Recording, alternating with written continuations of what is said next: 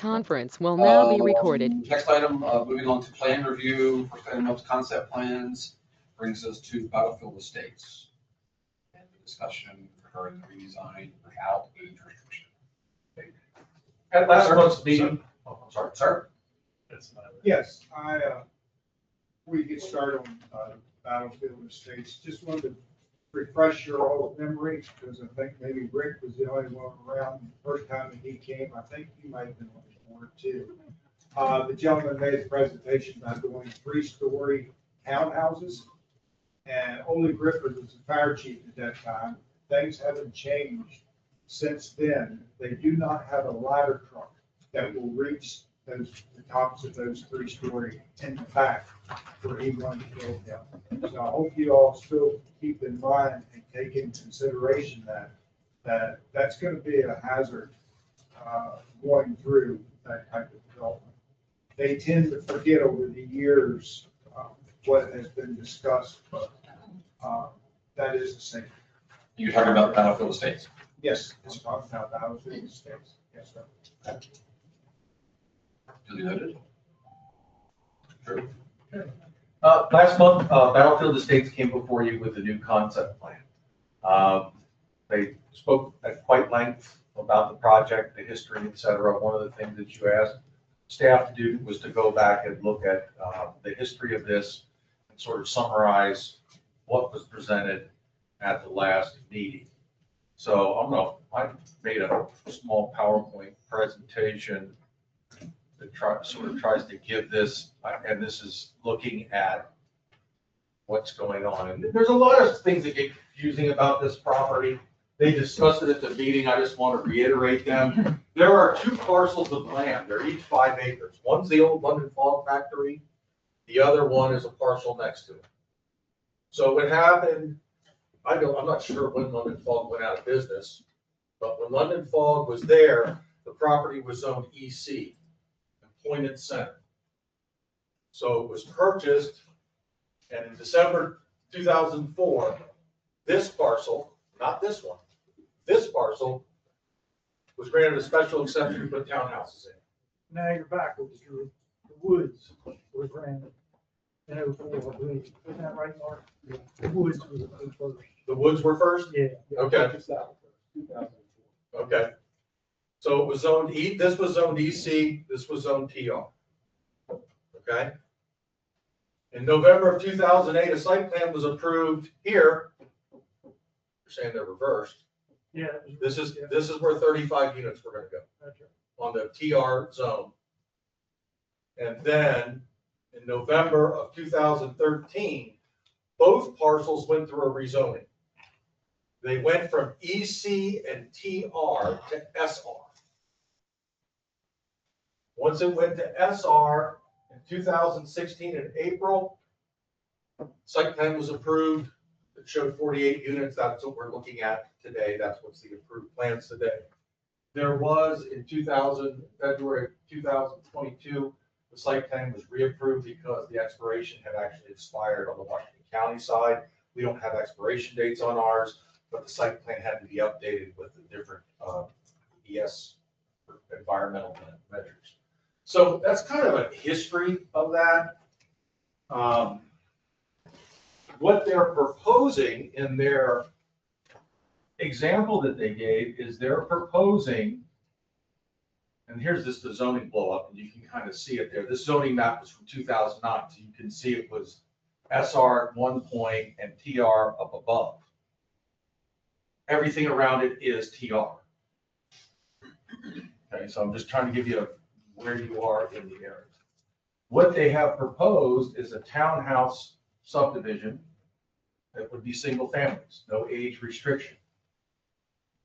Okay, as submitted, you can't do that because the zoning doesn't allow it. So to proceed forward, they're going to have to do a rezoning. Okay? When you do a rezoning outside of a comprehensive plan update, when you redo a zoning, you can only claim one of two things. Either one, there was an error made and it should have never been zoned that in the first place, or two, there's a change of character in the neighborhood. think realistically, you're not going to be able to claim change of character in the neighborhood. It really hasn't changed up there. So that's where we stand today. You cannot approve his concept plan because the zoning doesn't allow it. You can certainly give him feedback on his plan with the assumption that they get the rezoning. I don't know if that's putting the cart before the horse or whatever, but I'm just saying you can't approve the concept plan that was sent to you, not because of anything that's wrong with it. It just doesn't, it's not allowed in that district at those densities. Okay? And the density does go up. With TR, you have a maximum density of 8 units per acre. That's what TR allows. SR is 5 if it's active adult, or age restricted. So that's kind of what you're looking at. Now, when we talk about the actual plan that they proposed, I will tell you, and I have all the information is there off to the right-hand side, they are not exceeding their density in this plan. They are providing far more parking than is required. They far exceed the minimum. They've even factored in the parking, not every house being able to hold 4 cars. I mean, they made some logical assumptions that not everybody is going to do that. But they do have lots of parking there. They talked about the stormwater controls and other things to help some of the drainage issues up there, as well as improvements to the side road, et cetera. Again, at this point, that's kind of the history of where we're at. They have an approved set of plans for an age-restricted community. If they want to move forward with doing something different, they're gonna have to go through a rezoning. And I don't think that's a surprise to you all. I mean, everybody's aware of this. Now, whether or not you care to go real far in commenting on what you think this would look like, that's up to you all. I'm not gonna speak to that. Just know that you can't approve it because it's not zoned for that kind of density.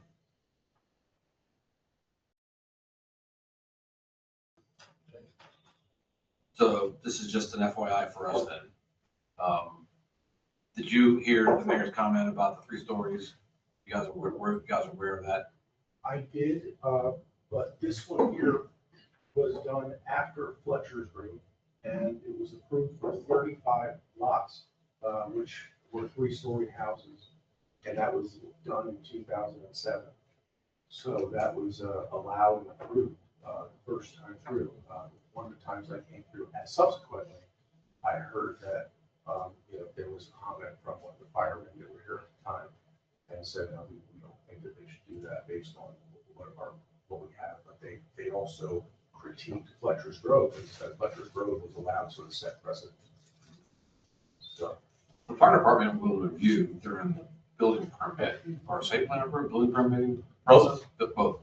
But fire marshal reviews it at the permit stage, and the actual ambulance or 911 emergency services reviews the actual request that they have there for providing service. And they would take into consideration the apparatuses that are currently here, whether they can fight the fire on the 3rd floor. I think it was my understanding, Mark mentioned Fletcher's Grove, I wasn't involved in, but I thought Fletcher's Grove was the same situation where they were turned down, and they took the town to court to build their 3-story townhouses, and they were then allowed to do it. I'm not sure I about that, didn't know that, that's what the mayor told me a few years ago or something. but I don't want to take the time. Yeah. I think that's why it's important that our commission uses the zoning ordinances to make these decisions. And lets the fire department do their piece too, because we do have to be careful that, I'm looking at the ordinance right now again. We have to follow the ordinances are leading us to allow or not. Yeah, there's not like a height restriction written into the ordinance or anything like that. 3 stories. So there The only exception is spires on churches. Well, speaking of Jack, looking at the ordinances, this is really pertinent, might be a little sidebar, it's pertinent to either your age restricted or either one. in our zoning ordinance, letter G, avoid undue concentration of population.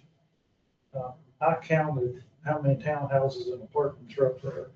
If you're allowed to build 72, there's about 200 within a half a square mile area. And then letter J, lessen congestion in the roads and streets.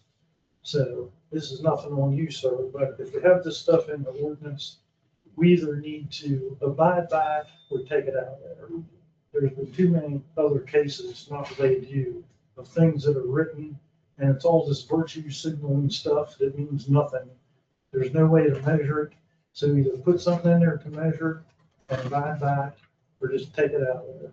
So our density should be very clear in every area what it is. But the rezoning would happen through on the rezoning process, not to the planning commission. It starts with the planning commission with a recommendation to the mayor and council for a rezoning decision. Drew, your previous statement says that the two reasons why we would do a rezoning, this doesn't reach the bar of either one of those. You're asking my opinion? Yeah, They got a real good case for mistake or error. okay. Can you explain too, where is that coming from, that the rezoning cannot have, is that in our ordinance and I missed it, that we can only change zoning based on those two? Outside of a comprehensive plan update, that's correct. That's state law. Okay. And then removing the age restriction, you're aware that the APFO will kick in. You know, 2 of our schools are overcrowded. If we're prepared to follow that, and it may impact the So that was a concern, I think, brought up last meeting. Why would you approve something if we know schools are overcrowded? Well, that's not up to us. Right. Yeah. Because you have a chance to mitigate, and if you can satisfy the Washington County schools, then that goes away for us. right, and gets us a little closer in town to being that threshold of 120%, which allows for state money or some type of money to fund schools, which is, which I would hope that everyone would want another funding source for schools eventually, with all the development that's to come. Has to happen eventually. I think we're at the threshold right now, but it has to happen eventually. And are there any taps pre-purchased yet? No taps purchased? They have one when he purchased the London Fog. It has a service connection. He's been paying a water and sewer bill on it. So he has one tap right now. We're required by law to give his other property at least one tap, and obviously he wants more than that. So. And we're still on a first come, first serve. Are you not correct? Well, that's something else that always drove me crazy. What does first come, first serve mean? But yes, we're on the first come, first serve. First person to put the check on the table and gets it. Well, that's, With an approved site plan. yeah. With an approved site plan. Well, there's no other way around that. I mean, because there's so many things that are already been approved that they're not ready to move forward. Well, that shouldn't hold up future development because those taps are held up unless they prepaid for them. Unless they've prepaid for it. And there should be a window, should be a sunset date on those too, but probably isn't yet. Well, and you all have already hit on a couple of things. You know, the planning commission cannot tell an applicant whether or not to file a rezoning. I think what your applicant before you was looking for is what are the hurdles I'm going to be running into? And I think that you all are pointing out a rezoning is not easy. And it should be known by everybody out there that that's a higher bar. Not that you can't make the argument. I'm not saying any of that, but again, it opens the door to a lot of questions and things. So, I mean, I think the applicant's probably looking for, and you all have, I think, given him, hey, you're aware of the APFO. Hey, you're aware of schools.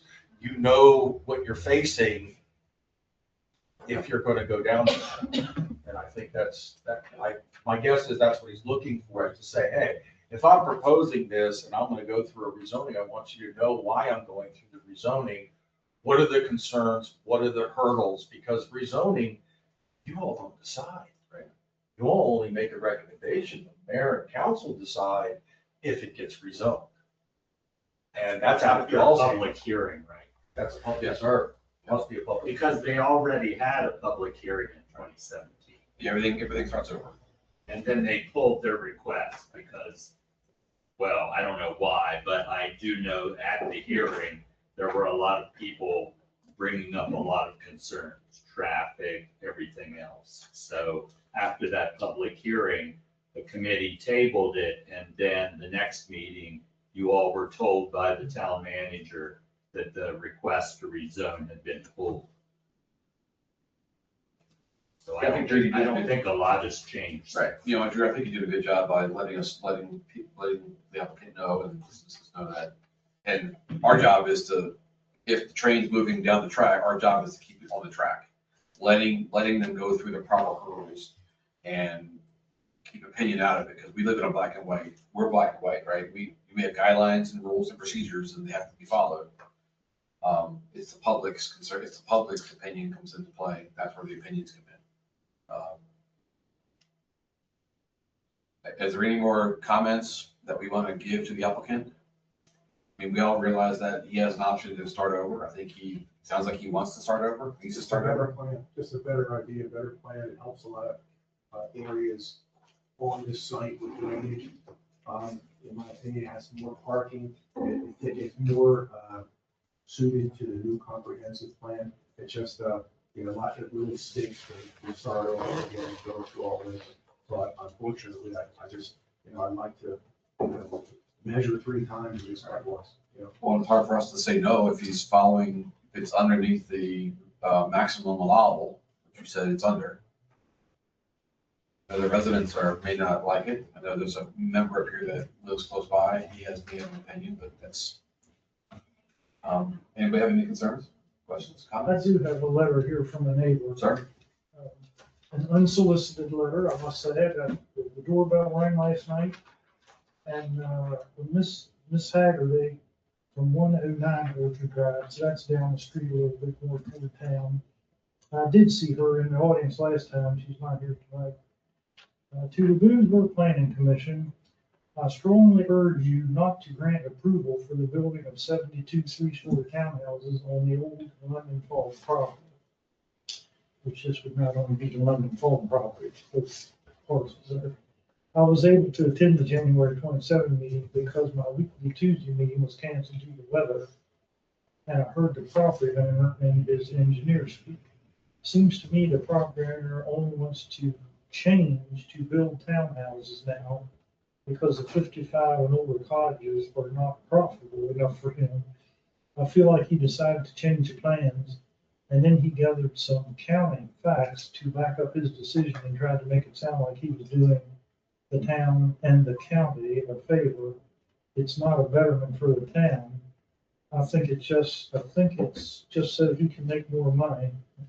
72 additional units on Orchard Drive is crazy and will be a massive eyesore. I urge you to please not grant approval for the townhouses. The overall impact to Boonesborough is a negative on the strain it places on utilities, the school system, the roads, and increased local traffic outweighs any benefits to local residents and city. Thank you for your time. She did sign it. I'll give it to Jesse for a few minutes if you'd like. Ms. Hager. Thank you. Just to be clear, we're not here to approve anything tonight. We're just providing a recommendation to the applicant that he has the right to withdraw and resubmit for the rezoning, correct? Right. And that the plan that he has proposed does fit within the guidelines of TR1 or TR.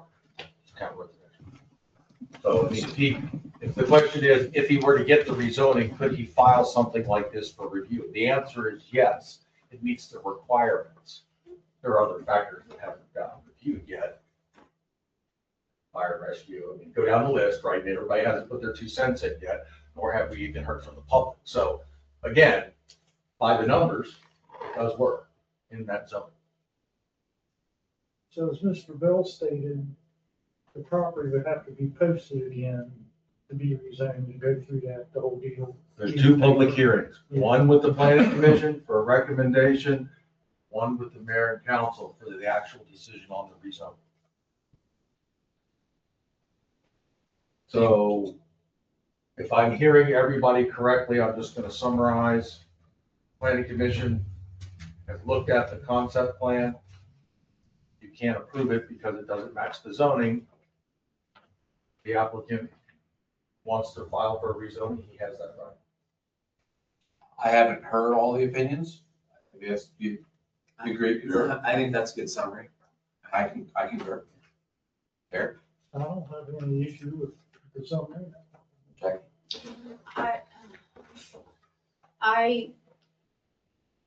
I will concur with you all right now.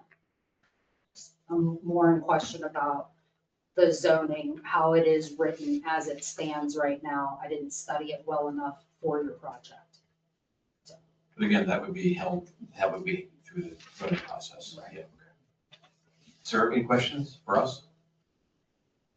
I just have one question. One thing that we didn't touch on was what happens if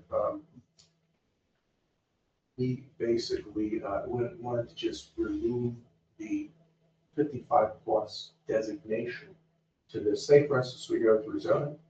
Say, for instance, like as Drew said, it's pretty hard to do. Say if we get turned down, what would be the next step in trying to at least get the 55+ designation off of the property lifted so that we might be able to go down that route?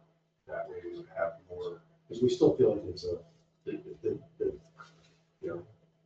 detail of the neighborhood has changed. I believe, this is what's coming in Washington Town.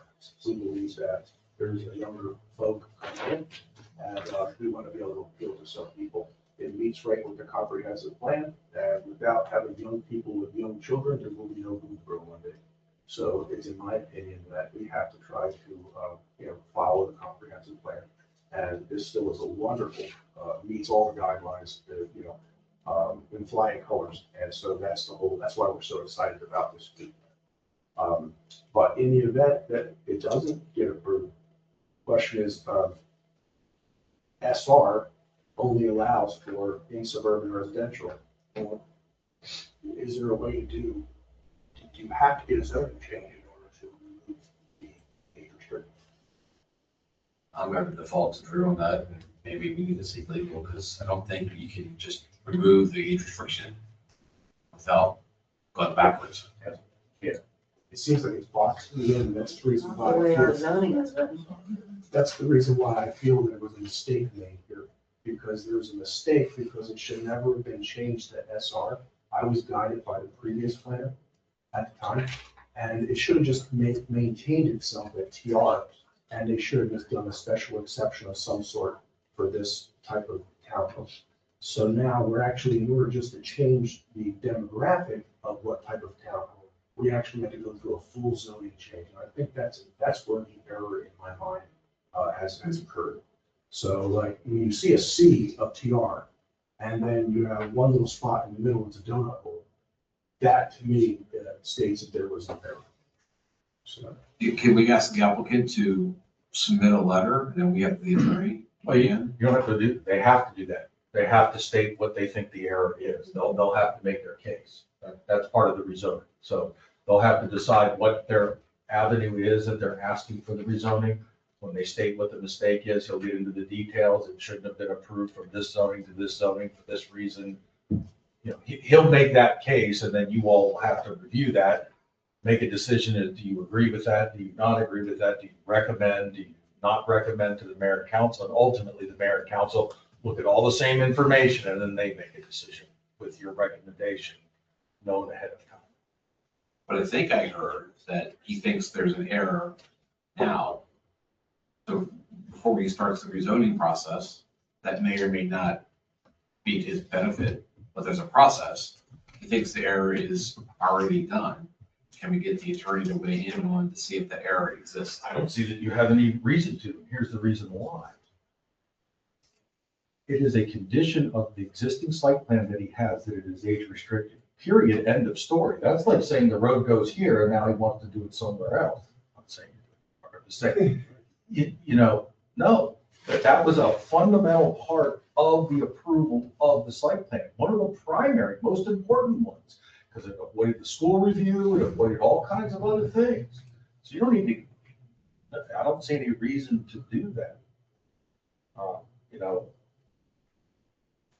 It was a spot zone to address the need, and that was the error. It should have been granted uniform density around the neighborhood and then a special exception to allow interest rate. And again, we don't want to argue with the rezoning case here, but my point that I'm trying to make to you all, they're going to have to specifically say what the mistake was. And when you get that, we'll go back and look through our records and we'll make our determination, et cetera, and then we'll go forward. Okay. All right, everybody clear on that? All right. Good to move on. Move on to the preliminary plan, site plans, Fletcher's Grove, Ringling. Ring Lane, this is brand new, just hot off the press, got it about a week ago. I haven't even built them yet. So no decision for this evening, only showing you what they submitted. We don't ask for any official reviews till all fees are paid. So I'll just state that every time, I just want to say it again. But I do have it in my possession and I think you all should see it. I haven't had a chance to review it yet. Ringley is the area above where the McDonald's is going. That huge, McDonald's is lower left, right? correct. The big checkered areas you see all over the place are the reforestation. The original concept plan was approved by the Planning Commission in September of 2021. This is their plan that they're proposing. It's 13 units.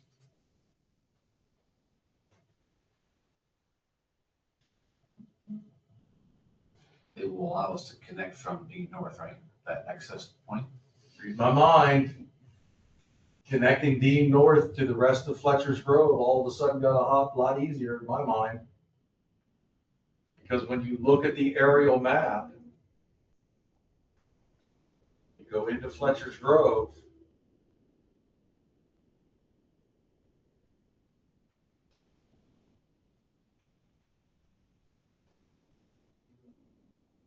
so this is Ringley, this big square. Here's Dean North. Yes, they don't own this land. Yes, this land is outside the town limits. I get it. I hear you. I hear all of that. But putting an exit road connection out of this subdivision and one out of this subdivision that are connected in the future at some point, because we'll put that on our comprehensive plan, and that way, anytime it gets annexed, when that happens, the connection comes. Are we telling them that they gotta build a road across somebody's property they don't own? No, we're not telling them that. But we can tell them, you can't put a cul-de-sac in, you've gotta give us a road punch out over to here, Right. and this one comes over to here. And yeah, you're probably gonna lose one or two lots. I can't help that. Interconnectivity is what's important. That's one thing that you all beat upon me early on when I came here about interconnecting our neighborhoods so that the traffic patterns would be better. So I don't have any comments on this. Like I said, I literally just got it, but I wanted to make sure that it got out in the public, that we have received this. And it's reminding us that we approved something 5 years ago that most of the commission members weren't on the commission at that point, and reminding that there's approval out there for a concept plan. So again, this is gonna go to our reviewers. We're gonna get the review comments. That will be at next month's meeting, blah, blah, blah. Just letting you know this is coming down the road. But it does tie directly into the next item. Agenda. So. So Drew, before we get to the next item, your map with the red line there, where the town limit is, Yes, sir. whose piece of ground is that Dean North over to Rimley? Is that Wayne Bones? Yep, Wayne Bowman. He's never gonna sell anything, I can tell you that. But he ain't gonna live forever. That's the one benefit the town has. That's the one benefit the government has. If you have a plan, you're gonna outlive everybody. If you follow the plan, you'll eventually get it. Second rule of thermodynamics exists for all. And we're just looking for a little easement, Eric. Yeah, Just a little bit. That's all we need. you don't know Wayne Bones. Everybody's got a price. Any further comment on Ringley? We'll get a full review next. And that obviously includes demoing of the existing house. And it leaves the tank farm alone. At this time, they're working on the other tank farm as we speak, On top of the hill. the one over by J6 intersection. All right. Okay. Good. Good, thanks, Drew. D North. D North, just want to update you, they have redesigned the pond. They'll be submitting new plans to us. They did get approval from soil conservation. It's not a dam safety issue anymore. They lowered it, they reduced the amount, so we have that issue. The only issue that they haven't addressed and they don't want to address is the connection through D North. They said that's a big deal. Which, if you, can you show us, it will be right that upper left, top left, north of the pond? Or above the pond?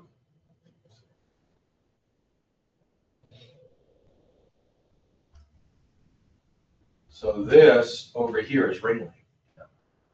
So you're talking about taking a lot here or a lot here. I mean, they've got a bioretention pond here. You could just widen that a little and maybe move it down. I mean, they can do some things, Right. but it's gonna take, we're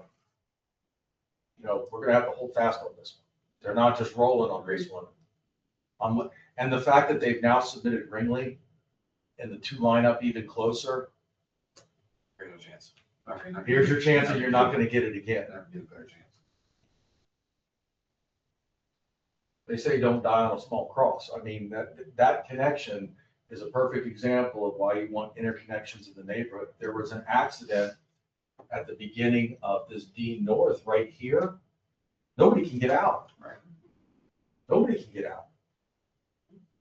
You can't get now, will the fire trucks figure out a way to get there? Absolutely. They will get to whatever they need to get to. But let's not make it hard. Let's do it easier. They did look legitimately coming back out onto Mapleville Road, but there's properties that are all along there. There's no room for them to be able to do that. And probably too close to the new. Too close to the new intersection, the state highway's not gonna like that either, especially a subdivision entrance. No way. Unless it's on the other end. But, ultimately, long-term, what you're talking about is if the road and when the road connection does go in, all these people that live back here could just go down here past the McDonald's and go, if they wanted to go north, if they want to go south, and they're gonna go out, they're gonna pick up Chase 6, and they're gonna go to the new light, they're gonna go that way. So The bridge traffic. I just want to understand from this group, you're 100% that connection needs to be provided. Agreed? Your town's not giving on that, because I have a meeting with developer and the design engineer on Thursday. So I told them I'd get them an answer because I had a planning commission meeting, but Number one condition. Gotta connect. I have a point of interest, Mr. Chair. Sir? We own a water supply in that area up there. Drew, can you tell me where that is again? yes. Down farther. So this is D North here. Everybody see where my little hand's moving around there? Yep. That well that you're talking about is way back here.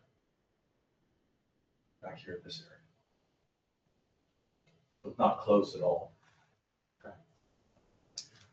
I just think there needs to be some consideration while all this is going on. We need to be able to get to that. Well, we have a little spot of land. That well's untapped, right, or not tied in? It's not tied in. Yeah. Yet. It's just hanging out there waiting to be utilized, and we're gonna need that water. I have an idea. This parcel up here is where the Tractor Supply is gonna be coming in. Right up here, next to the Dollar General. Yes. We could get a little piece of land here. You could run a pipe from the well to here for a treatment plant. That's what you're driving at, right? Yes. And I just don't want it to be forgotten. That's the closest undeveloped land close to that well that's in town, that when someone comes in with a site plan, you could ask for that. Just thought. Who owns that other little piece for you, right there where the well's at, where Tony's talking about? Is that Reese or is that Bones also? Right there. No, Dennis Michael Seaman. Oh, that's the little piece that comes off of Clemens. It's up in there. Yep. No man's land there.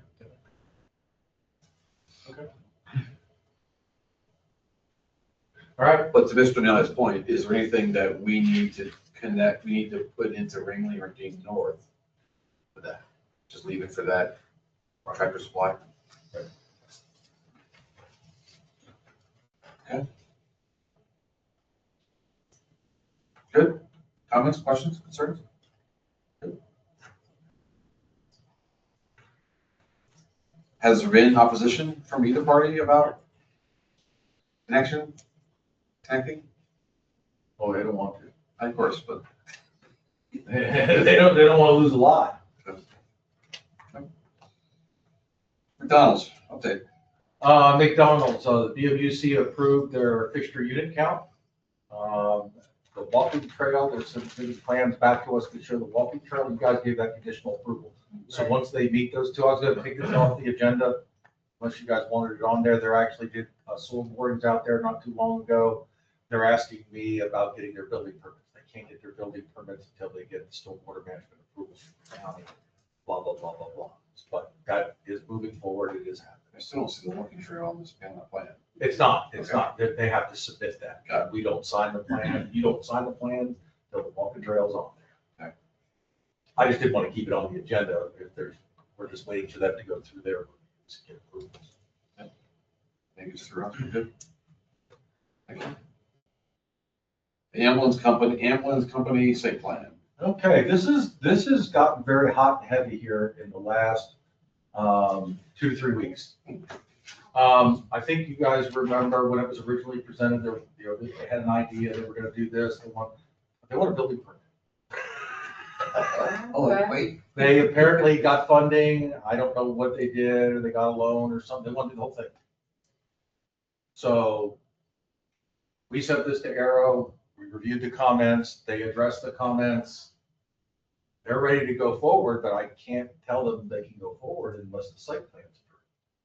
So there were no comments from the planning commission at any of the reviews. Arrow that does our reviews for us, engineering, had a number of comments which they addressed.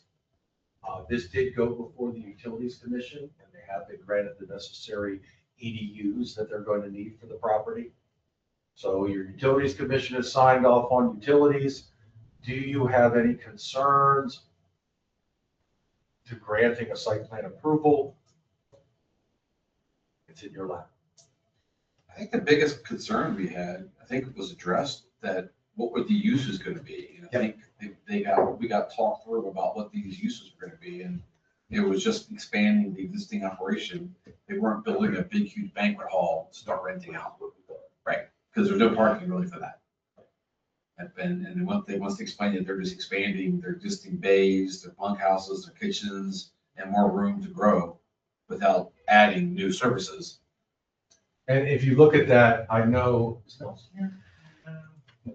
I know Nelson heard us because Nelson comes to a lot of the meetings. He's involved with the ambulance company. If you notice the parking lot up at the top, you notice how they left like a little out place?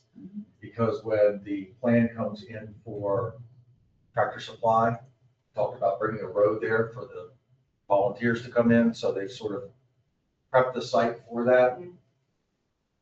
I'm not rushing you all. I'm not asking. I'm just saying they are asking, and I don't have anything in any of my notes or any of the planning commission meeting motions that would be a reason to deny it. Any comments that weren't addressed?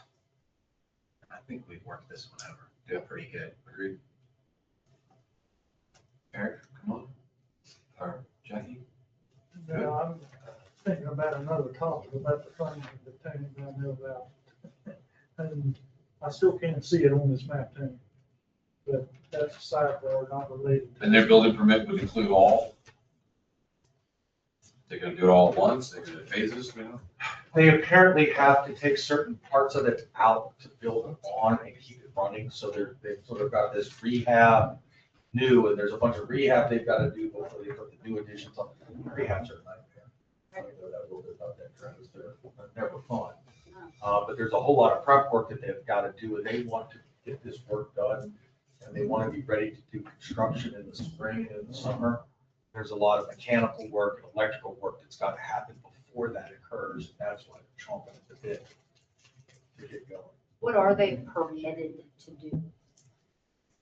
As far as uses, they're in GC, so they can do just about anything they want. So they're, them telling us that they aren't gonna do what they're gonna do, we don't know that.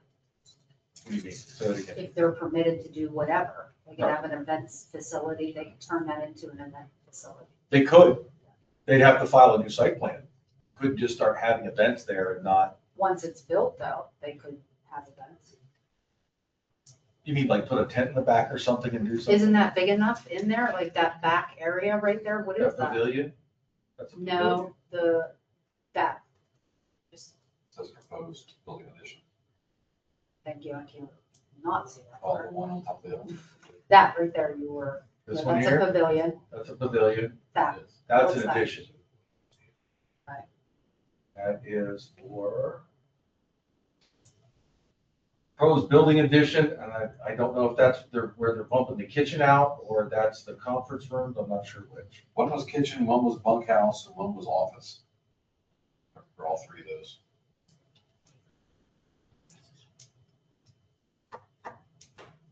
I don't really remember you guys talking about one ingress egress because if they had a bank facility, I remember you talking about that. The issue was brought up that when you have volunteers coming in, are they gonna be crossing paths with the emergency vehicles trying to get out? That was the argument. Well, and the banquet facility was a no-go just because there's not enough parking. So, but they quickly defined that. Their plan was never to have a banquet facility there. Well, I mean, it's public knowledge. It was discussed in a public meeting. It was. And I had no problem with anything here. But last week, we were given the price on this and asked for a substantial donation. The price on this is $6 million. And I can't see that for the life of me. That has nothing to do with this commission and the tree. But you showed me $6 million up there, Mr. Boss. I don't get it. It's a lot of barbecue chicken. What's that? It's a lot of barbecue chicken. Yeah, I told Nelson that last night. I told him. It's a lot of carnival ride tickets. Yeah. Yeah, I mean, I think that's just crazy. But that's your That's- matter for this yeah. commission. Whatever. Industrial kitchens are not cheap, I will say that. Well, there's demo and I'm sure there's FF&E included in that. It's not just our construction dollars. I just thought that was crazy. So you're looking for a, well, that disturbs me because if that ambulance leaves that house, the resident that it goes to gets charged. Oh, yeah. So taxpaying dollars should not have to fund that thing. That's my personal opinion. You should have heard my speech last night. Did they get their $102,000? No, no, sir. Thank you. Business, my mind. Okay, It's up to them to build it. but Jack, if you're, her point, if they came in there and did bait and switch, and started to have started to sell something out of that back addition, the use and occupancy permit would be void. So I think there's enough, as long as we have a fail. there's enough there that we can easily pull the plug and say, not what you said. And they got what, 13 parking spaces? But that doesn't mean that they won't do that. Yeah, but Doesn't, Right. because there's no parameter for them not to do it. Right. So they can't. To me, it's no reason, it's no different than building a house and they're making business out of it. But, okay.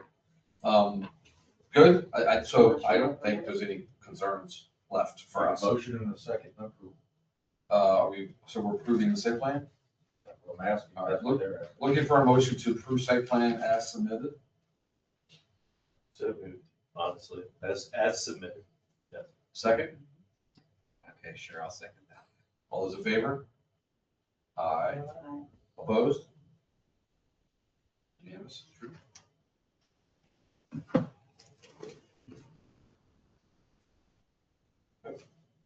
Moving on to the no improvement plan, no final plats. Comp plan. Comp plan. One last thing for you all. Looks like a draft was posted online. We're missing one piece. that I wanted to run past you. The one thing that we said that we were going to do was we had to put the mission statement in. Okay? And in the mission statement, you specifically requested that you wait toward the end of the process so you see how all the numbers turn out, the different zonings, et cetera, and that. So when it came time, as we're putting the last pieces together, we don't have the mission statement. So I was asked by our consultant, what did the mission statement focus on? And I took what I heard from the planning commission members after a summer full of Verdant presentations at the American Legion. And the one sounding thing that kept coming back again and again and again at all the meetings was nobody wants the growth that is going to happen to change Boonesboro from being what it was. So we made a conscious decision to make the mission statement. This is making it crazy. What is a small town character? What does it mean to be a small town? And so we just kind of try to analyze some pieces. This is not the mission, this is not the vision statement, but this is sort of the criteria that we were looking at. What does it mean to be a small town? What does it mean? And, you know, that came to what this mission statement is that we have now. Boonesboro will remain a close-knit, historic, small-town community defined by its walkable downtown, scenic mountain setting, and strong civic identity. Its traditional Main Street, locally owned businesses, historic architecture surround agricultural landscapes, and enduring sense of a neighborhoodly connection reinforce this small-town character. Then there's some expanding paragraphs saying how do you take that into planning things, such as growth, such as destination, such as protecting our resources, those type of things. So I will send this out to you all tomorrow morning, let you all take a look at it, give comments. That's the last thing we need. Put it out there. So if we were wrong in our approach to focus in on the small town aspect and keeping Boonesboro a small town, please let me know, because that's really what this is focused on. But we pulled that out of all of those meetings and the feedback, which really was good. Most of the time for comprehensive plan, you can't get any feedback. But Mr. Poss was so nice to get everybody stirred up. I actually think that is exactly one of the most prominent themes that we heard through the town hall. I like it. So we didn't want to ignore the residents. Okay. So that's what our focus was. If you all disagree with that or have something or wordsmithing, happy to do that. But what I'm gonna do is I'll send it out to you tomorrow morning. If I do not hear anything by everybody by Friday, then we're gonna post it and we're gonna go. What do you mean we're gonna post it? And we're gonna Post it and we're gonna have a draft. Okay, That's the official draft that we send to agencies, that we're gonna start scheduling public hearings for Right. residents to give us their comments and Right. start that entire process. The only blank we have on the comp plan right now is the mission statement. So can we work to define what that process will be before we start doing it? Perhaps like, we review these 4 sections of the comp plan at this meeting on such date. Then we review these components of the comprehensive plan on this date and stretch it out a bit so that we don't get caught up in, talking about one section too much and we don't make it to this and now we're out of meetings and. how about next month, I provide you all a timeline that would say, we're gonna have, Yeah. we'll have to have the discussions. How many public hearings do you want to have for residents? Do we keep having them as long as people keep showing up? Do you schedule 3? Do we want to do them in the spring? Do you want to try to do, again, how do you all want to do this? I like Jackie's point around being intentional about the parts of it that are covered. Otherwise, you end up having 6 of the same meeting where you talk about 6 times the same thing. Right. Instead of actually getting through the material and taking public comment on the actual thing you're talking about. I guess it's a good idea, because I was under the impression that we're going to be distributing it to the groups and then get feedback from the groups. And we do that We too. do that. And then we're going to incorporate comments in and then go to public? You will get a list. So my intention is to send it to the agencies and to the public at the same time. Everybody gets it at the same time. We will get back list of comments from agencies, Maryland Office of Planning, Maryland Office of the Environment, State Highway. You're gonna get a formal letter. But then we're also gonna have a tally sheet for residents that send in comments, whether it's an email. What I will do is I will take it and I will read what their email says, and I will try to pull out the most important pieces of what, was it a growth issue? Was it a density issue? Was it this? It's very specific, I'll put that in there, but a lot of times, people write a lot of things you gotta kind of pull. And that's all before public meetings. We will take that information, but we still also have to have a public hearing. Right. But I So- see what you're saying, is we will compile that, and that will go into the draft before we have the public meetings, right? That's what you're Sounds- asking. I think, sounds like- Yes. We will, my intention was, we will have this open period where we take comments. Okay. Okay? When that period closes, you will decide a date that closes for comments. We will tabulate all the comments, and you all will have to have either a workshop or a long meeting and go through each one and decide as the planning commission, Yes. is this statement that this person, do you want us to change something in the comprehensive plan based on their comments? Some you're gonna say, yes, we should. Some you're gonna say, oh, no, we're not doing that.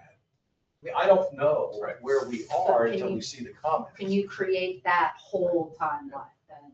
Right. And then split it, like I was thinking 3 at least meetings, considering like the sections and having read it. Perhaps 3 is enough, and then we stick to that. Well, I think we could certainly do the exact same thing for Don did, we have 3 and they're all packed. Right, We add then one or two perhaps we more. have another one. If we have 3 and at the third one, there's one person in the audience, you're probably gonna get all you got, because of course it's gonna be online, so Right. you can, of course, download it, so. So these public forums, what's the format? Because they're not gonna Thank read you. page by page. No, it would probably be a 5 or 10 minute presentation of the overall plan, and then we'd actually just shut it down and take comments. Yeah. And it's more hearing what their comments are, not trying to address them when they're bringing them up. We're taking their information, and you're gonna sit down at a meeting and go through it one by one. Awesome. And the consultant's contract includes that step, those Yeah. steps. And then we're still tracking, okay, on our overall timeline, be done by a certain timeframe? Okay. Imagine some of these agencies are gonna take a while. We think about 30 days, 60 days for some of them, but that, again, with our public hearings, we're gonna be longer with our public And hearings. if we don't get comments, we'll get comments, right? So is it a one-shot deal, right? So listening through this, you said there's 12 sections, right? We're gonna say session 1, we're going through section 1 through 4. You take the feedback, it comes back, what everybody else does. You take that feedback, is there a rebuttal or a restatement of 1 through 4 at a later time? Do you just kick off the next meeting and say these are the changes? Or do you just go right into 5 through 8? It's my intention to use an Excel spreadsheet and have the person, the agency, the name, what their comments were, and what the resolution was by the planning commission. Incorporated, partially incorporated, rejected, whatever, so everybody can see how the planning commission ruled on. It's almost like an issue log. So Brian Smith had an issue with the Right. water usage, Right. right? Here was his concern, this is the outcome, this is the versioning that we did. Yes, we made a change, or no, we didn't. Yeah. And then you go through it, right? Because as far as the give and take and the back and forth, to get that comment, right, it's gonna need to be almost an iterative and a versioning thing of, here's what we need to do, right? Because those comments are gonna continue. Right. And you're gonna have to, I think you, like you said, you limit to, or you go through those sections, but then is there one final comprehensive, here it is, right? Speak now, hold your peace, this is what we're ready to go to press with. Right. And- Yeah, when and that you- final document is put together, then the planning commission officially votes on it and actually approves the comprehensive plan. After they've done all that review, then that's when they approve the comprehensive plan. Because we, like you, a few points, we may agree, we may disagree. The commenter may not agree with how we address the comment, That's correct. but it's not an open back and forth. The point is, in a public hearing, is that you are to be heard. Doesn't mean you agree with it, it means you've heard them. You know, so you're having the public hearing, you take those comments, so look at each of those comments, weigh your opinions based on your experience sitting up here, and that's how it goes. Good. Yeah, if you can do that, map out the remaining steps, be good. And then how each meeting will run. When you do post, can you make it searchable? Sure.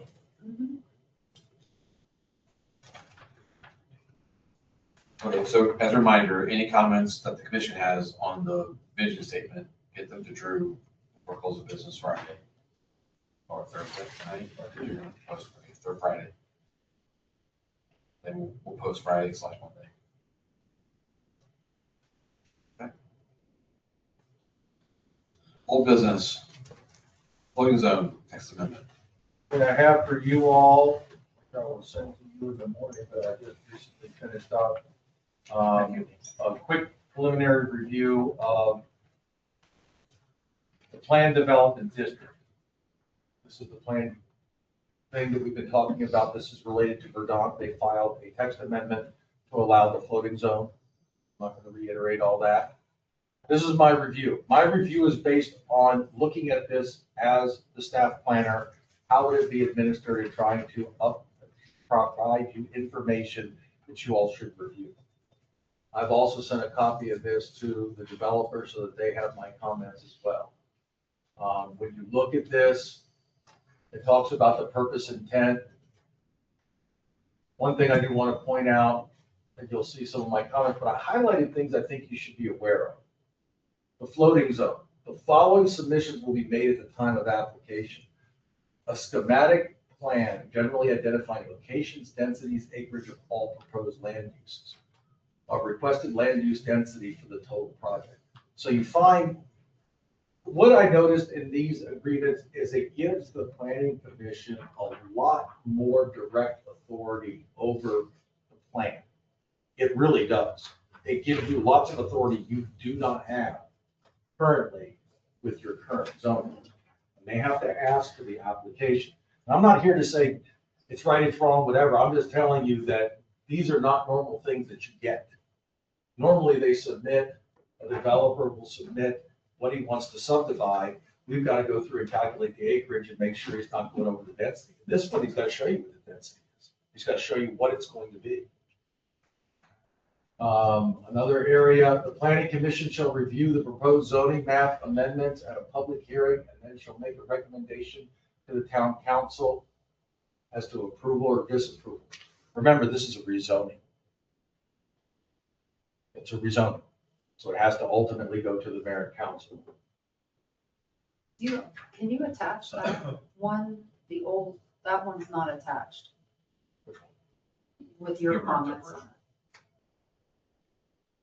You just have the unmarked up. Yes, that's correct. I literally just did this today. So like that, so I'll send it to you in the morning. I know, I'm like, wait, where are your comments? So the town council shall determine the feasibility and desirability of the zoning map amendments, ultimately the town council. This does permit 0 lot line built dwellings. I don't know how the town feels about that. 0 lot lines are downtown. Houses built right up next to each other. Again, I pointed out just because some people have issues with that, some people don't. That's not typically allowed in most of our zoning. So, I mean, that is a significant change, so I just pointed out. But because it's in here, does that mean we have to? No. Or it's still an option? No, it's an option. It's a tool. It's a tool. It's a tool. Here's an interesting piece. So in some of these areas, you can have commercial. What this draft says is that the commercial uses are permitted only in association with residential and or institutional mixed use development. And what they're basically saying there is for the community. That community is going to use what's there. You're not building something that people are coming from 2 hours away to come to. The only commercial that's going to be allowed in a floating zone have to do with supporting the residential use. It says the planning commission shall approve the type and size of any commercial, any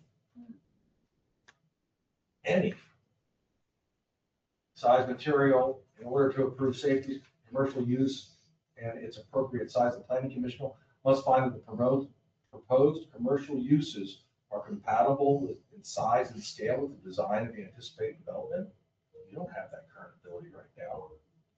Are sized to generally but exclusively accommodate service to retail needs of the local community. It's once again reiterating that part that this is for the community. These are not to be a Walmart. It's not to be, it's to be what Weiss is. You have Weiss, you have an Anchor, you have, there's a Chinese in there now, and then there was a dental place in there at one time. I mean, it's a little shopping center, but that's used really by the community. You don't have people driving from, Cumberland. It's not an IKEA. It's not a destination. But we have to specify that too. We have to define what permitted uses are. You can, absolutely.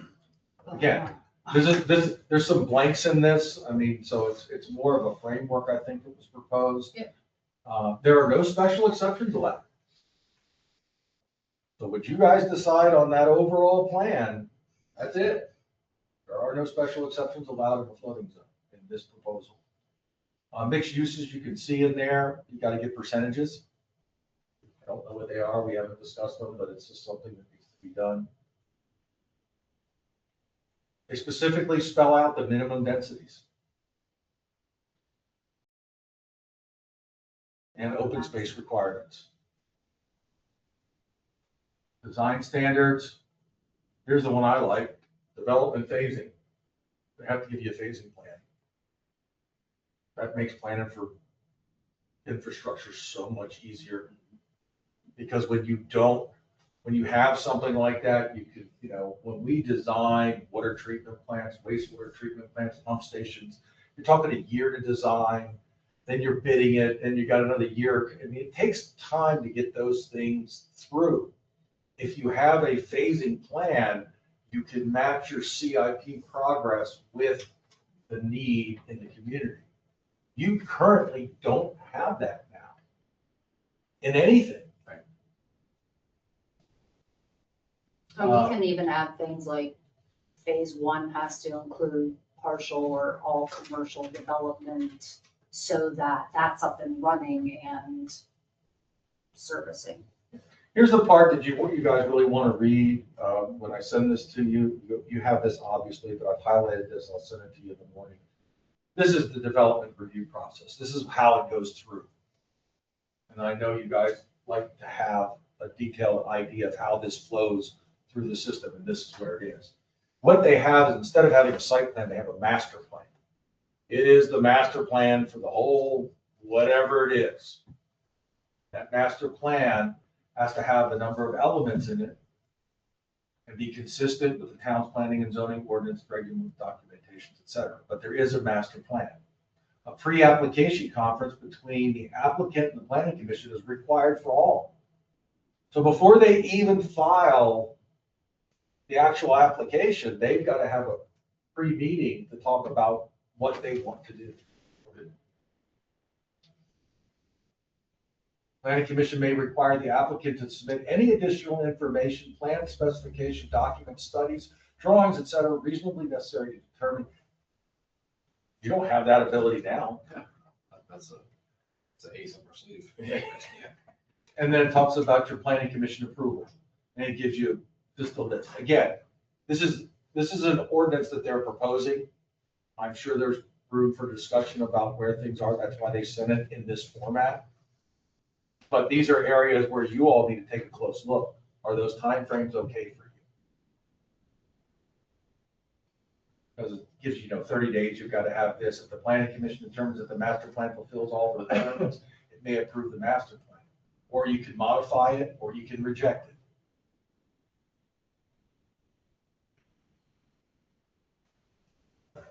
And then it also gives the requirements when you do approve a plan, what findings you must identify.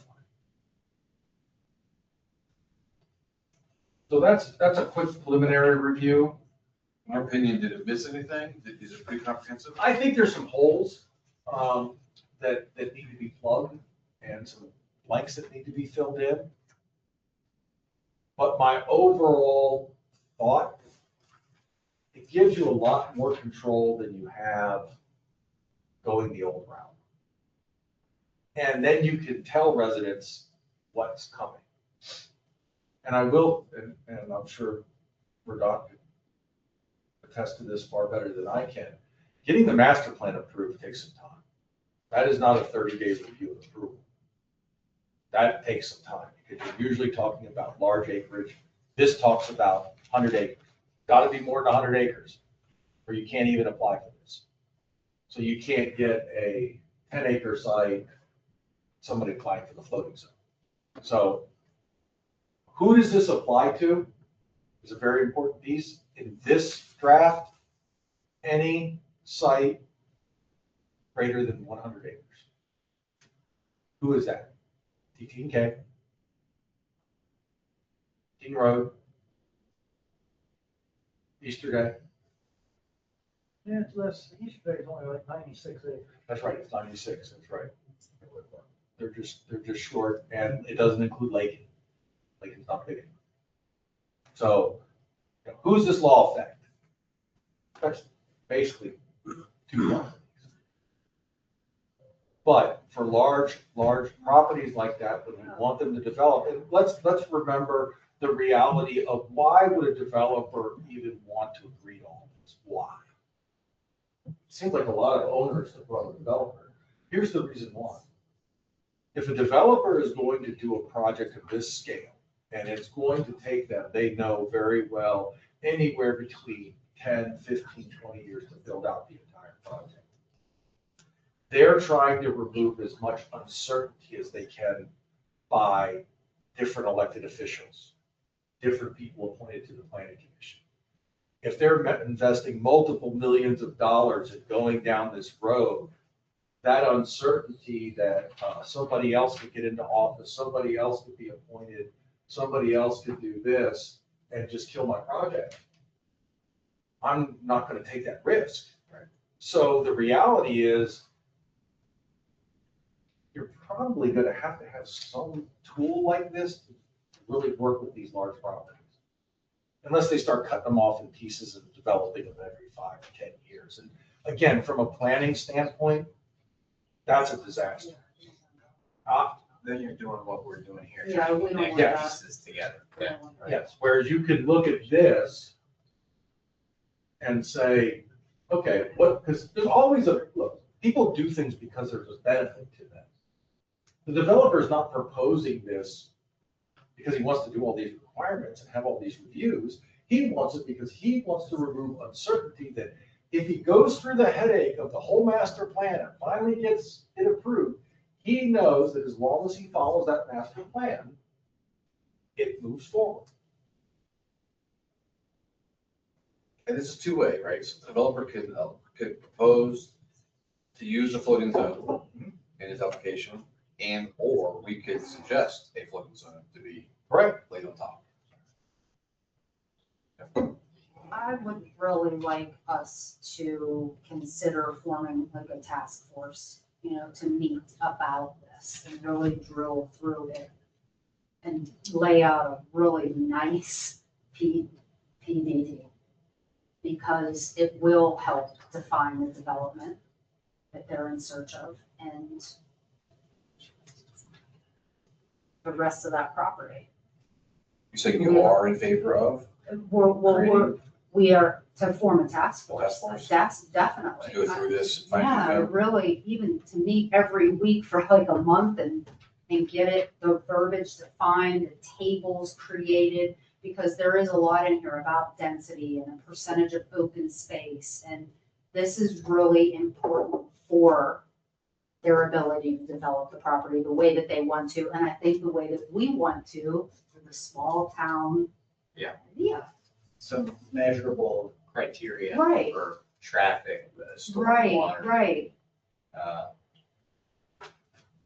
building height, Right, what type, whatever. when we say I don't know. commercial, what does commercial mean? When we say institutional, what is institutional? What is permitted, what is not permitted? Things, yeah, when I say there's holes missing, things like when they say general commercial.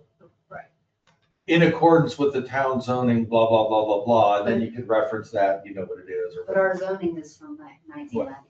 Sure. So, you know, like, that's a slippery slope. So I think that's even why this is even more important. And probably like you and I, because I look at these every single day and so do you. So we see those holes a little bit more. I'd really like us to sit down together and say, look at this paragraph like you did. This is what this means. And here's how we can make it better for great master development, like for Dawn or whomever, instead of piecemealing. I like the idea, as long as we're not, I guess comments would still have to come back to the commission again. Totally, well, yeah, Because we don't want to be too descriptive right. or start listing things and then missing something. Mhm. That's why they, I- sure. I think it's a great idea, but don't confuse the floating zone portion with the master plan portion. The floating zone is intentionally not specific because that specificity is given to you all in the approval of a master plan. If you start putting in specific performance zoning, then you end up with the Euclidean zone again. You just defeated the floating zone. This basically says that there was some discussion earlier tonight about permitted density in the zone, and if this guy brings this plan forward and it meets the zone, you got to approve it. With a floating zone, no, you don't. You don't have to approve anything you don't want. You set the density, then you go from the density to the master plan. And I will get these books to Drew. So this is not a made up zoning text. This is actually the Town of Newmarket's Plan District Development, which we've done a project utilizing this. But the book that we submit with our master plan is like that thick, and I'm going to bring it to Drew. It includes a fiscal analysis for, financial performance of the town over 30 years, traffic studies, environmental studies, wetlands delineation, design guidelines. So you specifically don't want to do those things at the floating zone level. You want to do them because once you put those into the zoning, then those are the rules. You have to, you're back into that. If I bring you a plan and it meets that, you've got to approve it. But floating zones and PDDs are not the same thing. They are. A plan development district is a floating zone. You can title it whatever you want. This is a floating zone text. So we just use PDD because that was the name. Now, that we worked there is under. a specific PDD zone, and a lot of municipalities have this, and you have to apply for it. They're floating zones. And it's an application for a rezoning. That is, a That's what floating this is. zone is like is like an overlay zone. Yes. So, okay, well then if we do an overlay zone, then our whole zoning map there, we have to show overlay zones. We don't have that. We don't have overlay zones. If we want to get into doing that, That's that's what messy. this is. This is not a rezoning request for our project. This is introducing a text amendment to permit a floating zone. So you're right. So Frederick County, for example, they have a PUD, Plan Unit Development. That is a floating zone. It has to have certain underlying Euclidean zoning as a prerequisite, and then we can apply to have that zone placed on top of it. So that's what this is. You can call it whatever you want to call it. That's not necessarily true. And I'll say this because I literally just met with a land use Yeah, I would love to get into that. because professional I that we literally spoke about this. And they are literally a commercial property, vacant land appraiser that we went over what exactly floating zones, overlay zones, and Euclidean zones are. Yeah, floating And a and overlay. PDD and a PUD, exactly what they are. Yeah, floating and overlay are synonymous. They're one and the Right, same. they're one and the same. And what you were talking about earlier is you don't want to turn this into Euclidean zone. Euclidean zone would say, here are all the rules, and that means if I bring a plan forward that meets those rules, you have to approve it. A floating zone, you approve it based on quality of design, based on the appeal of the project, based on the benefits of the project. not you gotta take what I give you if it meets the letter of the law. So. And I think that's important for us to define. I think this commission needs to be very clear on what a floating zone is and what a PDD is and what a PUD is, because they're different. They're all floating zones. So I just, I asked AI, because I wasn't sure, I wanted to see what AI said. And they did say they were different, not the same. They talked about the definition of each, and the key differences. And So maybe we just call this a floating zone, because you can title it whatever you want. This is a floating zone. This is not a Euclidean zone. It is a floating zone that has to be applied for. All floating zones have to be applied for. Mhm. And they have to meet the criteria, the starting criteria, has to be zoned something underlying. And to Jackie's point is, I think, so I agree, we need to wordsmith this, Right. but then leave out the specifics until an opportunity gets submitted, and then we create what those specifics are for the use of that floating zone. Because every floating zone use could be different. And if we get too detailed, to your point, it becomes locked in zone. When you apply a floating I zone. think we need to decide as a commission, so are we then saying that we're going forward with designing a floating zone, or are we designing a PDD? Because they are different. I need to find I on think that. whatever we define it as in this, would be what it is for us. It is our intention to introduce a floating zone. I don't want to get caught up in titles, because there is possibly in some jurisdiction or county someplace, there may be a Euclidean zone called PDD. There may be a Euclidean zone called PUD. I've never worked with one. Planned unit developments, planned development districts, mixed use overlays, they're all floating zones. They just have different names. This is intended to be a floating zone where the planning commission has broad authority at the master plan stage to dictate product, mix, densities, phasing, proffers, community benefits. You look at traffic, you look at fiscal analysis, you look at all of that. So these floating zones are intentionally. So if you zone my property TR, like you found out tonight, I can come in with a plan, and correct me if I'm wrong, Drew, if that's 7 units to the acre or less, you kind of have to approve it as long as it meets the design guidelines. You put a floating zone on this property, and you set a maximum density of whatever it is, 4 units to the acre, I don't really have anything yet, because the next step requires a master plan, which you guys have broad discretion on. So Euclidean zone, I have a whole litany of rights right from day one. And the planning commission, as you all have noticed, you have to approve it if it meets the code.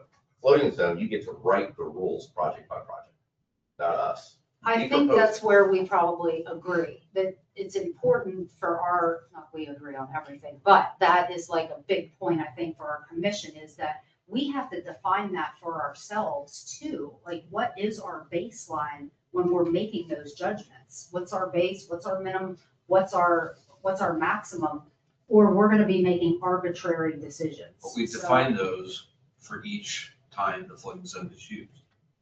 Yeah, so when, Some of them have to be defined. every floating though, zone every can be time. A floating zone to me is just You know, something that you guys but have. Yeah, Like float- open flexibility, space, variability. density, some of those have to be defined ahead of time. Or we could get into, then. But if you're then doing that, we're aren't you making- making it cookie cutter? you are making it Euclidean. I But- agree. That's But where you're at. density and open space are like the big things. Like right now, it says 3.5 per acre. That is in there. Newmarket has it in there because they want to remain a priority funding area for the state. Right. You have to be minimum of 3.5. See, So that's for what I state mean, like, law. we need to meet so that everybody understands Right. that. You understand that, Drew understands that, I may understand that, but not everybody does. Right. And the town doesn't either. We have to be able to speak to that. So when you apply, this is jumping ahead, but assume you adopt a floating zone. When you adopt a floating zone, you're not applying it to any property. Then property by property, I have to come in and ask to have that applied to me. That first step, the application of the floating zone, you can see here, all it really does is establishes a minimum and maximum density and a percentage of open space, which actually Newmarket does define. They require 20% minimum open space. 25. or 25, sorry. And a portion of that has to be active, meaning it can't be forest conservation and stormwater ponds. It's got to be really parks and things like that. Those things are determined on a case-by-case basis when you approve the zoning. So you could say, even though that says a minimum of 3.5, my application or King Road could come in and you could say, well, you showed me 7, but it really doesn't make sense because it doesn't fit into this. So we're not going to apply a floating zone with a density of 7. You get to approve those every step of the way. So when the floating zone is actually passed for a property, the only thing you've established is a maximum density. We have no rights to develop at that point until we get a master plan approved. And then, like Drew said, that's when the fun starts. It took us about a year to get through the master plan in market for a project called Englewood Woods. And it's about half the size of this. So a little more than half the size of this. It's a long time. You have to do your traffic analysis up front, all your environmental stuff up front, your fiscal analysis up front, your product design, your design guidelines, your phasing, any sort of agreements between the project and the town as to like off-site improvements or infrastructure improvements. All of that gets done. When that master plan is approved, it gives us the certainty that those are the rules. Like if we do these things, we can build these units according to this phase. Unlike Euclidean zoning, if I break that master plan, poof, my floating zone is gone. It's gone. But Mr. Paulson, I mentioned this last meeting, and I'm trying to just listen and follow along. So the things you just mentioned about the master plan, those things are all negotiated after the floating zone is approved? After the floating zone is applied, the floating zone has it bestows no rights on us, really. It puts us in limbo. We can't use our Euclidean zone at that point. That's been overlapped. But we can't submit a preliminary plan or a site plan or improvement plans. I can continue to do with it what's being done with it right now. So it's like 2 steps. So when you grant Euclidean zoning, you're already giving a certain level of plan approval. You're saying if you develop this product with this lot size, with this maximum density and these setbacks, we are going to have to approve your plan. With a floating zone, you're not saying that. You're saying we're wiping the slate clean and we're agreeing to work with you as the developer to develop this master plan and a set of rules tailored to that property. And I understand, and I want to belittle all this, but I'm not as well informed as you and Jackie and some of the others, but I know one of the things you mentioned at the Legion, and frankly, I think I'm just wrong. But one of the things you mentioned at the Legion, when you thought there was going to be more acreage available, you were talking about 150 houses per year for like 13 years straight, right? I remember those numbers. So, I mean, not speaking on behalf of anybody else, but just myself and infrastructure and all that, that's just not going to work. Yeah, and that's putting the cart way before the horse. That is, so there will be a floating. So that's my point. Why can't some of those things be negotiated and discussed before we even talk about this floating zone at all? As I remember, your attorney gave us some information on that last meeting. So that's just where I'm stuck. I think there's some of these things in this master plan that possibly may be non-starters. And I mean, but Eric, this is not just for this, right? This oh, is that's true. That's so, and I think too, if we put it into this and start, let's say we put the phasing in here, say nobody can build more than 25 units a year as a part of a floating zone. And I guarantee you, Travis, he'd walk away. Well, no, you know what'll happen? Me or whoever the property owners are now that we're buying it from, those properties, there's like 8 parcels there. They'll just bring in 8 separate development plans under the Euclidean zone. Right. You'll have no phasing. The annexation agreement, they're already phased out, if you've read that. Yeah. I've read it. Oh, yeah. So right now, the Oh, yeah. property has an annexation agreement that says they can, if they want to pull 800 permits at once, they can pull 800 permits. All of that gets wiped away by the floating zone. All of that gets squashed under the floating zone, and we start with a clean slate. But as Travis was pointing out, you're jumping the cart in front of the horse, because this is just a discussion about adding this as a tool. Yeah, can Well, we use this? We'll get into a discussion about a project specific, but when you're considering adding a floating zone, you gotta forget everything you know about our project, to be honest, because you're confusing the next step with, do we even create a tool in the zoning ordinance to allow floating zones? Because what a floating zone allows you to do is get out of those awful annexation agreements and avoid 7 or 8 subdivisions coming in using the underlying zoning without any phasing controls or without any quality of design or any of that. That's why towns and counties create floating zones for large projects, because they would rather have one large project that's under a unified scheme with a unified set of rules than they would try to manage 7 or 8 projects, maybe by different developers doing all kinds of different things. I can't argue. you It's can't, chaos. Because I've read those annexation agreements at least 5 times a piece, and they're a train wreck. I had nothing to do with them. I didn't even know this place existed. I didn't even know this land existed. But To that's. finish my thought on this, my thought on this specifically, this is the ordinance that allows a floating zone. This should be looser than we feel comfortable with. And the master plan should have controls that feel tighter than they feel comfortable with. That's the only That's way. generally how it works. I see this working. And then I understand. That is generally how it You want works. flexibility as the town to have them have less flexibility, not them specifically, but any developer who's trying to develop more than 100 acres in your town. You want to have the ability to say how it goes. This helps with that. Well, one final point. Again, this is not my regular work, I'll say. Tony is our MML legislative committee man. Reads all that stuff, goes to all the meetings, he sends it out to us to read. I read every bit of what he sends out. With all the stuff that's going on in the legislature at the moment, if some or all of that stuff passes, I'm not even sure what it all means. It sounds like the town's losing a lot of control. I mean, I mean, I can certainly just speak to that. well, I mean, There's a lot of back and forth. I mean, I've seen it being discussed at the county levels as well. I mean, I know, I'm even familiar with Washington County trying to grapple with how to adjust their ordinance to meet this. And quite frankly, it gets into, there's a whole sort of separation of powers, who has the actual zoning authority. Right. I can only imagine what the MML and MACO folks are discussing at that level, but that's a fair point. I mean, that's always in the background. Yeah, I mean, I'm just, everything Tony sends out, you read, and I'm thinking, it's like, well, gee, I'm not even sure what authority we even have anymore.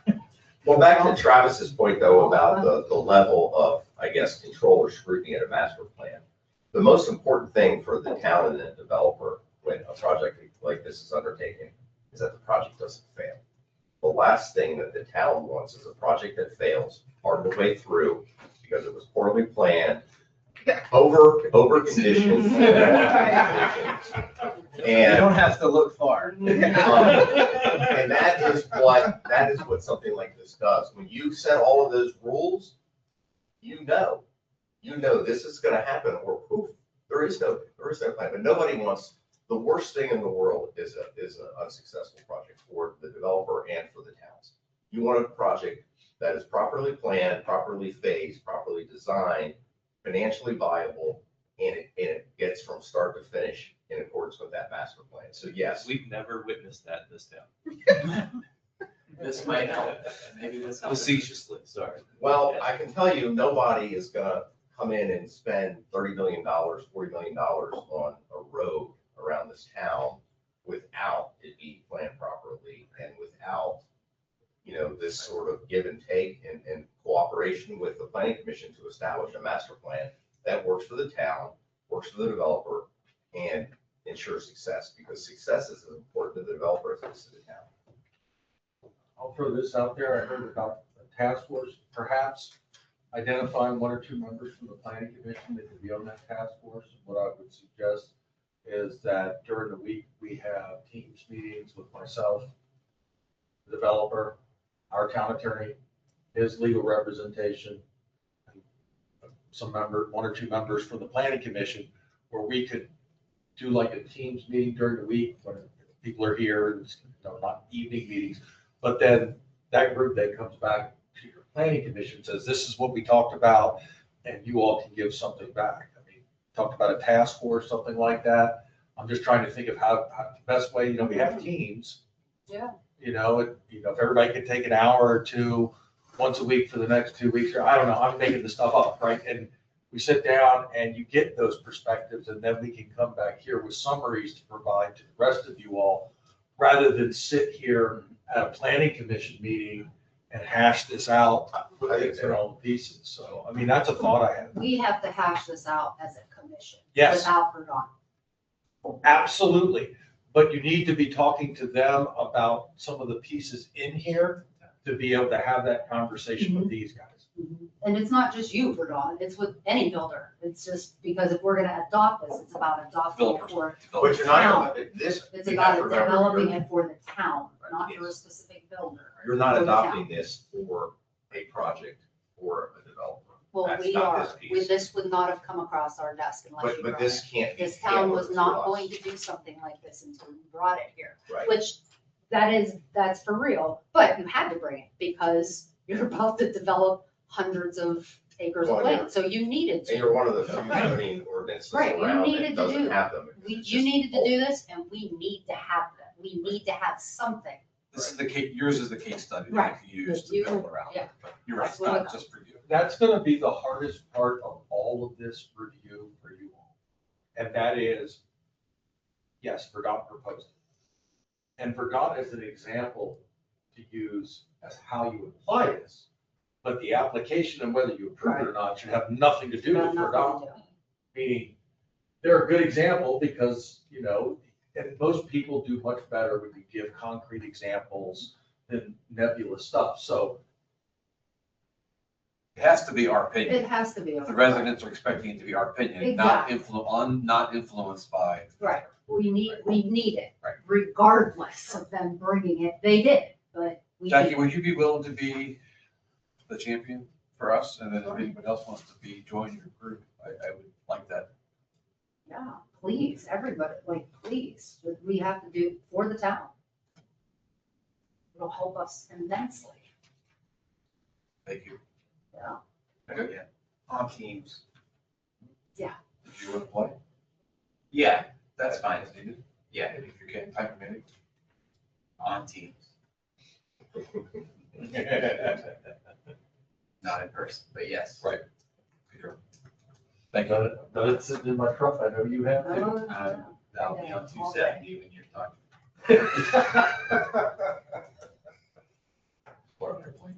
Okay. All right. So what I'll do is I'll send out just a summary email and reach out to Verdant and our town attorney. Schedule some meetings. I just shared what I pulled up through the whole entire definition, so we understood what the AI says the definitions are, because they are different, but they're similar, and I think it's a good summary. Okay, thank you. Floating zones are tabled for now. Planning Commission Code of Conduct, oath of office discussion. Okay, you have the comments.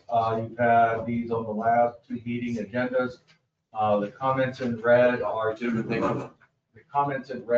from the town attorney's review. Falls in your report. I had a couple of comments. Can we add who is the governance of this? Like, it has to go to the town council if there's something in question? Like somebody's professionalism is in question. And who is, Yeah, what's the enforcement? right, who is enforcing? Body. Yeah. Who decides what is enforced? So if we What don't needs to be comply with enforced. one of these. Right, right. And who is the determining party of? I'll take that for it. Send it to me. Is that, in other municipalities, it's usually the town council. So, I have that question. And then I thought about social media, so should we have anything in here about how we interact on social media.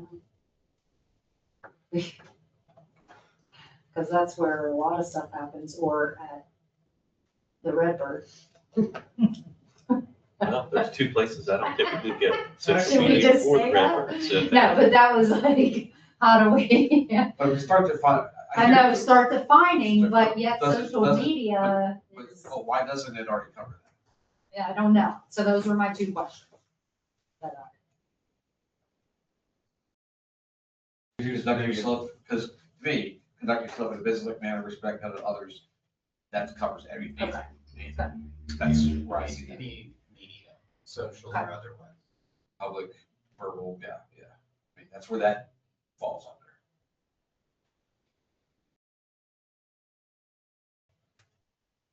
Or do we want to talk about who should be the enforcer? Is it the attorney? Do we engage him or her every single time? Do we let the town manager weigh in? Do we let somebody weigh in first to see if it can be resolved outside the commission? How to clean. I would say the elected officials, because you all are appointed by the Yeah. elected officials. If you're gonna be removed, it should be by the ones that appointed you, not me, Rachel, chief of police. Yeah. So if there's an Unless- issue, Unless, Yeah. so if there's a conflicting issue, we can ask the liaison to go to the mayor and council and bring it up to them to weigh in, right, provide the I ruling. can put some wording in there that says anything found in violation, notice will be given to the mayor and council to make a determination. Yeah, I think that's right, because they ultimately, like I said, appoint us, and if we don't toe the line, we're representing the town, they can remove us. Okay. Are we good? So then what would we do? We'd bring it to him, because he's the liaison. Unless he's the problem. Unless he is. I'm just saying it's a possibility here. He's at the Redbird more than me. Travis going after you. You know, it's late. Oh, man. You can throw yourself off the board. Don't tempt me. Oh, What's Lordy. tonight?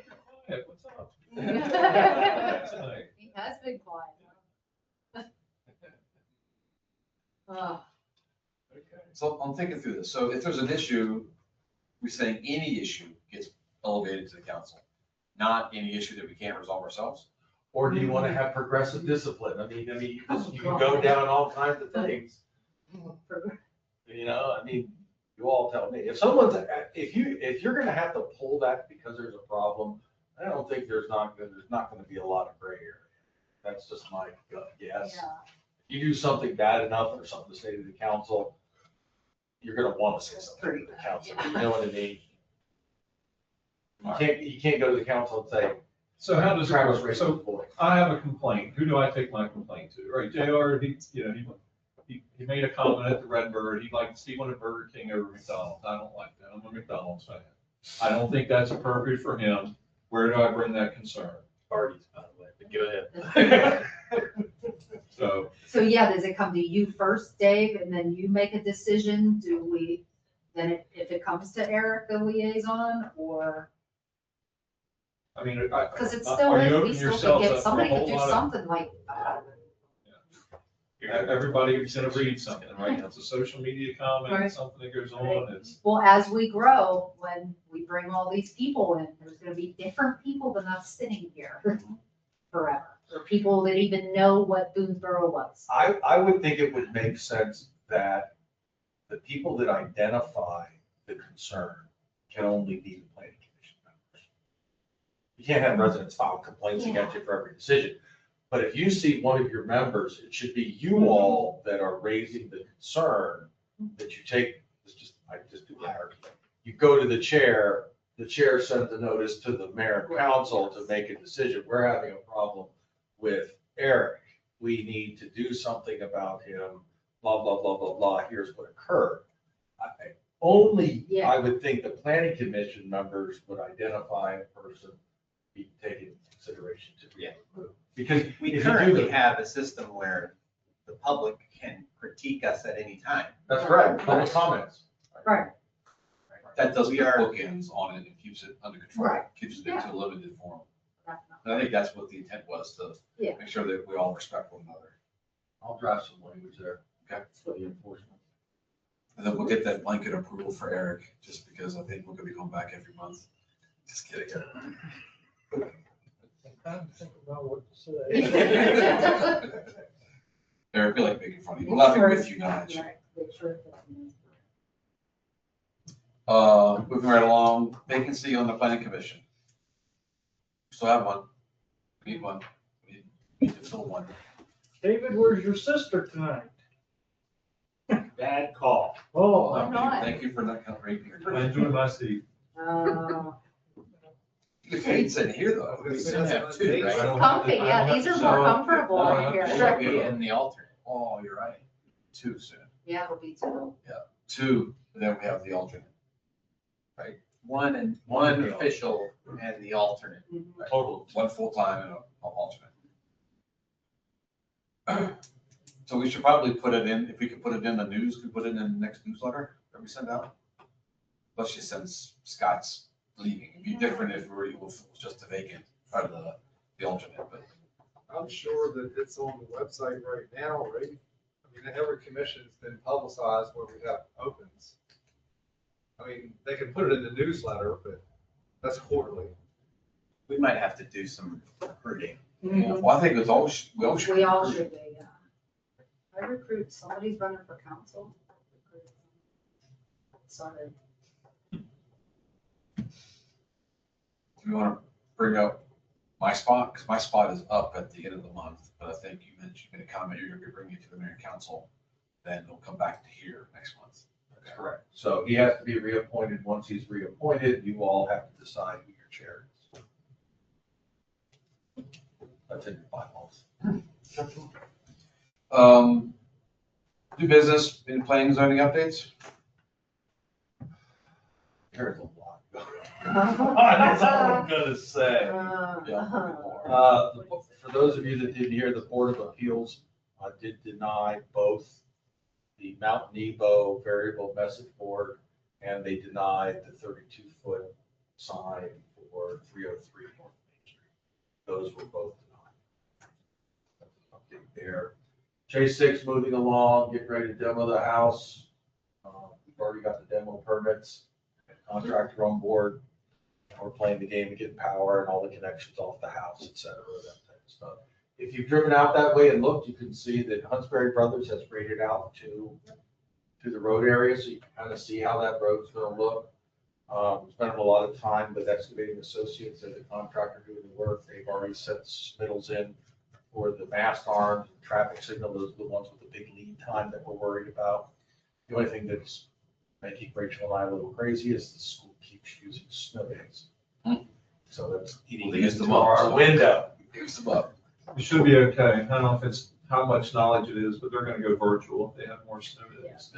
That's kind of been passed. Yeah. Yeah, it's been It's done. at least 5 They're sending hours or your something in the iPads day home. is the baseline. Well, they'll magically be no more snow days because.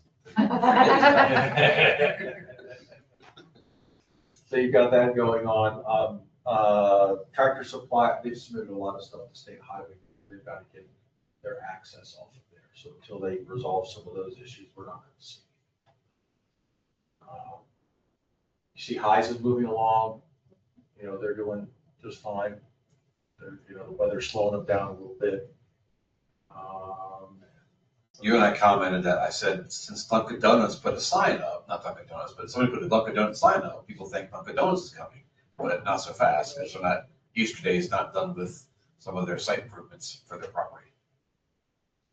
The tile silo, the court there, where they have the commercial lots, they never finished all the improvements. Remember, they went bankrupt, we pulled the bond, spent all the money in the bond to get done what we could get done, but there's still a couple $100,000 worth of work out there. That would be accepted. Did anybody talk to Tom Potts about maybe buying the land? Can he take it over? That'll be next. I don't want to pass. All the liens he's got to pay off. But we did approve Dunkin' Donuts for something. You did. And then is that gonna date out at some point? And we talked about maybe putting timeframes on concept plan approvals.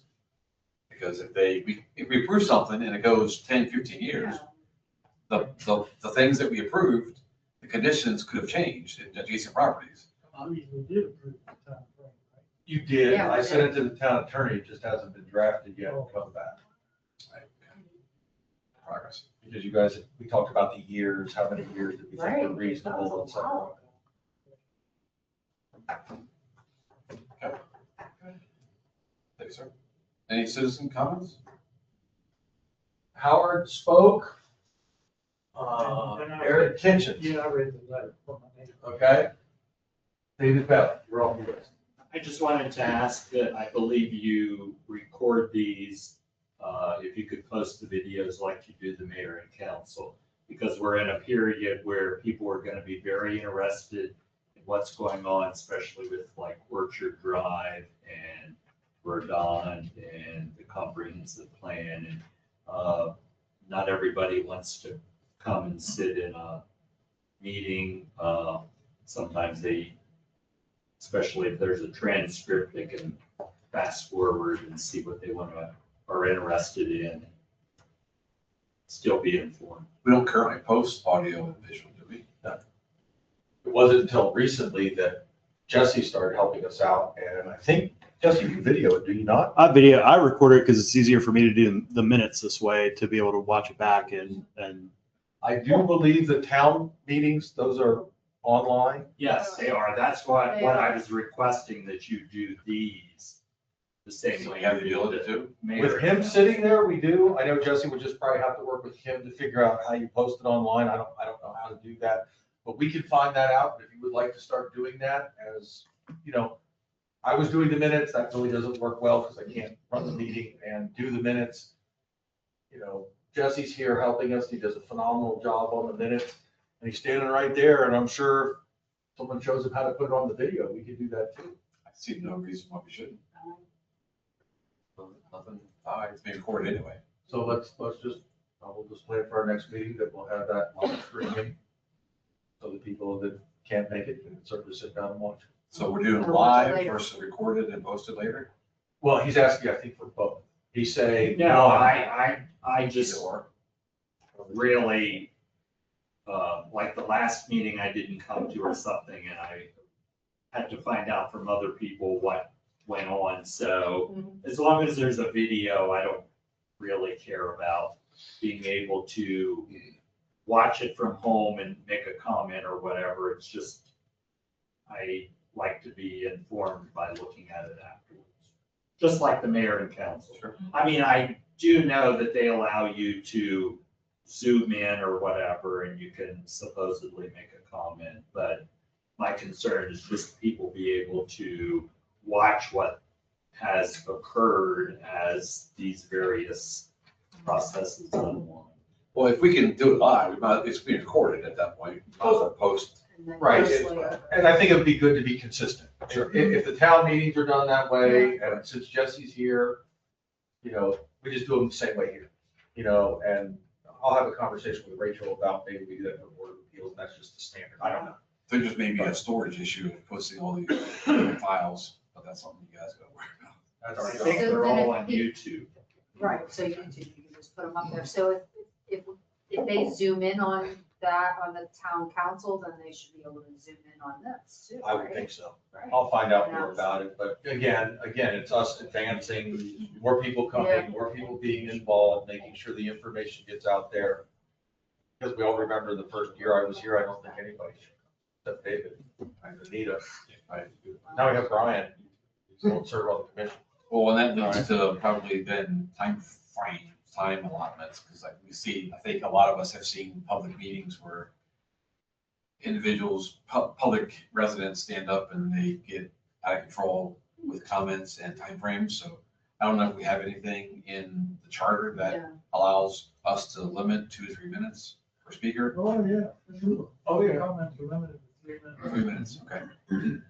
Yeah, and sign up in orderly, right? We'll just probably refresh that. If we get comments, refresh us, remind us. You know, it's a tough job you all have, because it is a small town. you do want to, at small meetings like this, have the ability to have a conversation with the residents.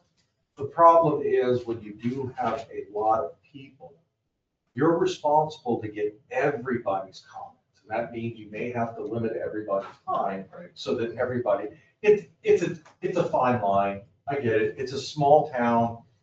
You know, there's 7 or 8 of us here. Why can't we have an open conversation? I get it. But by the same token, if there's 30 or 40 people here and the list is full, we have to make accommodations so that everybody can be heard. So again, it's a fine line. It's a fine line. Again, that's one of those elements of being a small town. You know, if you go to the county commissioners, you know, you get your 3 minutes. They don't say nothing to you. You read your 3 minutes, you get up and leave. They don't comment on it. They never say another word. You know, but small towns are different. You know, when a resident asks you all a question, they're your neighbors or people you know, you want to give them an answer. It's still, so, I mean, again, fine line, but, you know, yes, absolutely, you can put limits on people, especially when there's a lot of people and you want to make sure you give everyone an opportunity. Well, and to further that point, I talked to Drew today about our last meeting, when we had a presenter go on for 90 minutes, even though he was on the agenda. Oh. So I would ask in the future, possibly, Drew and you work with scheduled agenda items, speakers, have a discussion, put a time slot. Well, and we can do that. I can on the agenda put something on there, you know, comments and leave a little piece, you know, and say 15 minutes max or something like that. Yeah, if you could help us with parameters like that, I think that would be beneficial. Yeah, for because the you're right. whole- I could have easily told them, hey, you have 15 minutes, go ahead and go. Yeah. Not let it go for, I don't think anybody else was gonna go for it. Well, you know, to your credit, they're from Florida. Right. So I understand that too, but 90 minutes was a little excessive. Yes, it was. So, Mr. Chair, Sir? did you want to mention the mixer, or did you not want to mention that on purpose? Well, okay, I guess I'll leave my opinion out there. Well, so the EDC, Economic Development Commission, has been trying to schedule a mixer social networking event for the public to show up and hear from the various commissions and bodies on what we are doing. Just update the community, what we are doing, what we're working on, what's on our agenda, what's on our horizon, what's on our pipeline, that kind of stuff. Well, the EDC did not invite anybody for the first meeting or two, and it ended up being canceled. Not because of that, but it got canceled. And then I heard that it was posted that commissions were showing up and presenting, and I inquired with the EDC and said, nobody reached out to us. Who's presenting on our behalf? And the response I got wasn't very pleasant.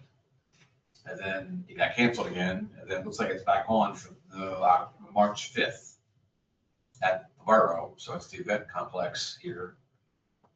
They are asking for somebody to attend and represent the planning commission. I'm on the fence whether we should attend or not attend because of the way we were handled, but that's my personal opinion. And it's not free. It's almost $30 right? to go, just to hear what's So are going on. they providing a dinner? For $30, sure. Right, well, they're trying to, you know, establish themselves as a destination. Send the towel boy. Eatery. Send the towel boy. You? Yeah. I think you'd be great at that.